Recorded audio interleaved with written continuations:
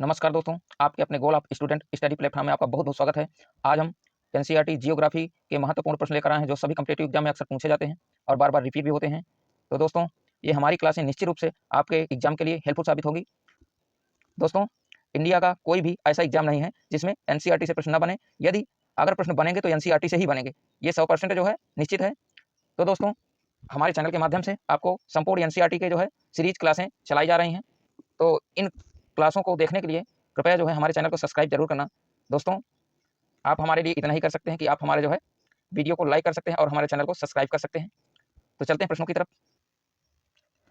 भूगोल का जनक किसे कहा जाता है? दोस्तों, भूगोल का जनक किसे कहते हैं? तो भूगोल का जनक हिकाइटियस साहब को कहते हैं। इसका ऑप्शन डी करेक्ट है। दोस्तों, यह एनसीईआरटी के बहुत महत्वपूर्ण प्रश्न हैं, तो कृपया इनको जो है सभी प्रश्नों को ध्यान से देखें। दोस्तों, ये हेरोडेटस साहब किसके जनक हैं? तो यह जो है इतिहास के जनक कहे जाते हैं। हेरोडेटस किसके जनक हैं? तो यह जो है इतिहास के जनक हैं। इसको भी ध्यान रखें। चलते हैं अगले प्रश्न की तरफ। भूगोल पृथ्वी को केंद्र मानकर अध्ययन करने वाला विज्ञान है, यह जो है कथन किसने कहा था? तो भूगोल जो है, भूगोल पृथ्वी को केंद्र मानकर अध्ययन करने वाला विज्ञान है, एक कौन कहते हैं? तो यह कथन वार्नेनियस साहब का है। तो इसका ऑप्शन सी करेक्ट है। अगले प्रश्न की तरफ चलते हैं। गणितीय भूगोल का प्रारंभकर्ता निम्न में से कौन है? तो दोस्तों, गणितीय भूगोल का प्रारंभकर्ता जो है इनमें से कौन है? इसका ऑप्शन कौन सा राइट होगा? गणितीय भूगोल का प्रारंभकर्ता थेल्स को कहा जाता है। तो इसका ऑप्शन ए करेक्ट होगा। अगले प्रश्न की तरफ चलते हैं। क्षेत्रीय भूगोल का पिता निम्न में से किस भूगोलवेत्ता को कहा जाता है? तो जो क्षेत्रीय भूगोल के पिता हैं वह कार्ल रिटर साहब हैं। तो इसका ऑप्शन ए करेक्ट होगा। अगले प्रश्न की तरफ चलते हैं।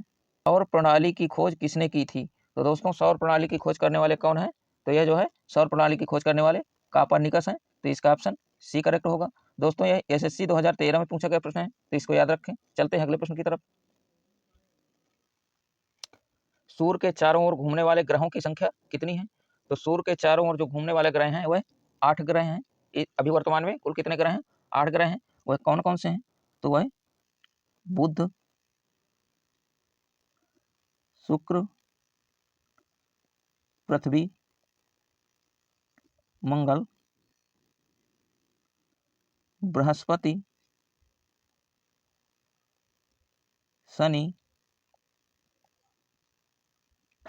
और अरुण वरुण। तो दोस्तों, यह कुल 8 ग्रह हैं, तो इनको ध्यान से याद रखें। दोस्तों, यह एसएससी 2015 में पूछा गया प्रश्न है। चलते हैं अगले प्रश्न की तरफ। सूर्य के चारों ओर घूमने वाले खगोलीय पिंड क्या कहलाते हैं? तो जो सूर्य के चारों ओर खगोलीय पिंड इस सदृश रचना में घूमते हैं तो इसको क्या कहते हैं? तो ये जो है सूर्य के चारों ओर घूमने वाले खगोलीय पिंड ग्रह कहलाते हैं। तो इसका ऑप्शन ए करेक्ट होगा। दोस्तों, अगले प्रश्न की तरफ चलते हैं। ग्रहों की गति का नियम किसने प्रतिपादित किया था? तो दोस्तों, ग्रहों की गति का नियम किसने प्रतिपादित किया था? तो यह जो है केपलर साहब ने प्रतिपादित किया था। तो इसका ऑप्शन बी करेक्ट होगा। दोस्तों, यह एनसीईआरटी के बहुत ही महत्वपूर्ण प्रश्न हैं जो सभी कॉम्पिटिटिव एग्जाम में अक्सर पूछे जाते हैं और रिपीट भी होते हैं। तो अगले प्रश्न की तरफ चलते हैं। किसी ग्रह के चारों ओर परिक्रमा करने वाले आकाशीय पिंड को क्या कहते हैं? जो किसी भी ग्रह के चारों ओर परिक्रमा करते हैं वह आकाशीय पिंड क्या कहलाते हैं? तो वह जो है उपग्रह कहलाते हैं। यह जो है ग्रहों के चारों ओर परिक्रमा करते हैं। इसका ऑप्शन बी करेक्ट होगा। अगले प्रश्न की तरफ चलते हैं। बाह्य ग्रह या बृहस्पति सदृश ग्रहों की संख्या कितनी है? तो दोस्तों, बाह्य ग्रह या बृहस्पति सदृश ग्रहों की संख्या कितनी है? तो ये इनकी संख्या जो है 4 है। तो ये कौन कौन से हैं? तो यह जो है बृहस्पति,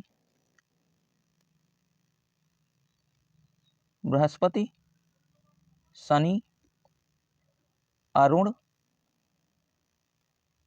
और वरुण।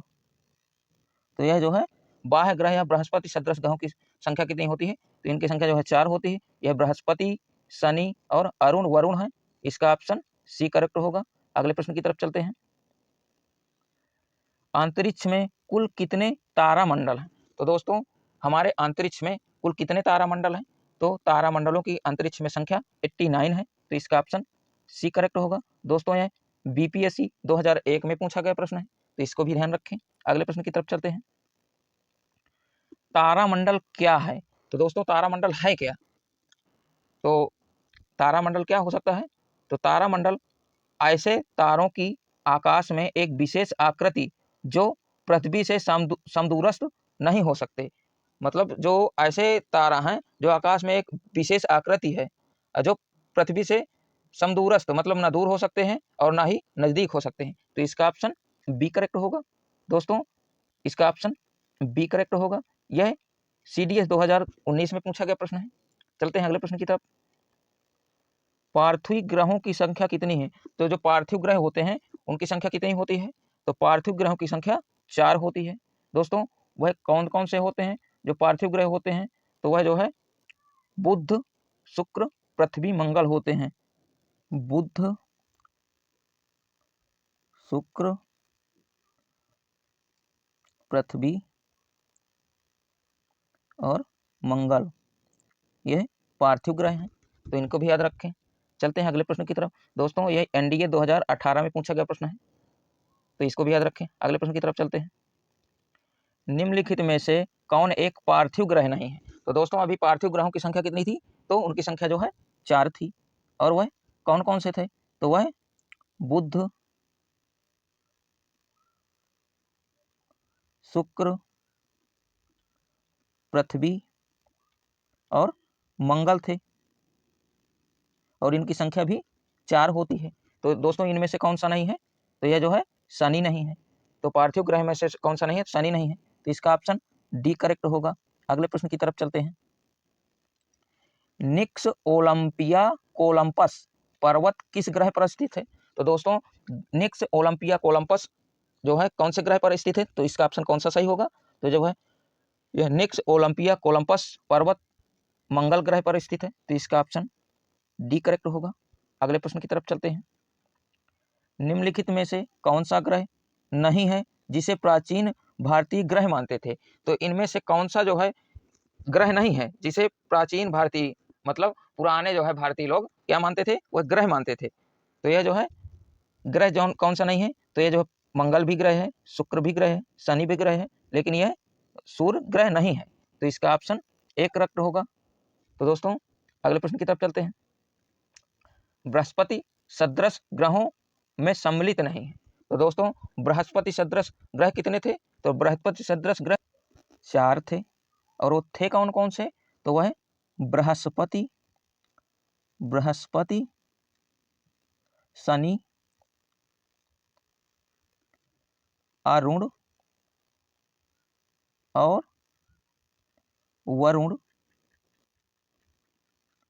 तो ये जो है 4 बृहस्पति सदृश ग्रह हैं।